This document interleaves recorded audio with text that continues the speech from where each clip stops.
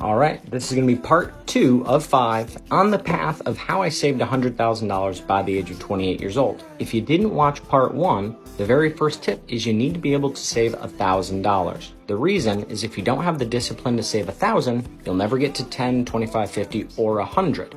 So if you're broke like me, or you started off broke like me, I did not have a nice car. I drove a 1998 Chevy Lumina, 200,000 miles. Grew up on a farm making no money.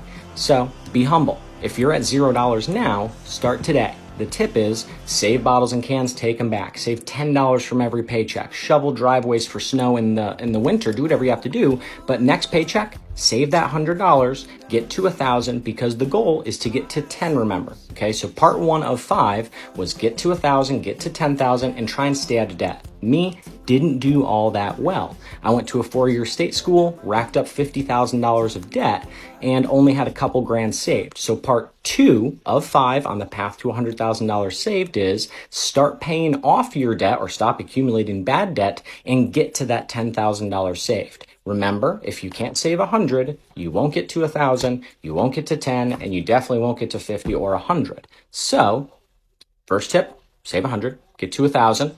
Now, what I had to do was start really paying down that debt while trying to save. Okay, a lot of people, they try to make the minimum payment and they never get out of debt. That minimum mentality is why you can't save enough to make any leaps or bounds. So if you want to know how to get to $25,000, you have to get to 10 first. $10,000 just means that you've taught yourself the proper discipline. Okay, so for part 2 of 5, how I got to $100,000 saved, once I got that $1,000 to $10,000 saved and I didn't have a ton of debt, I called Vanguard, I said contact us, and I opened a free account, $0 for your Roth IRA. You can only put up to $6,000 a year in there anyway. So paying off debt and increasing savings.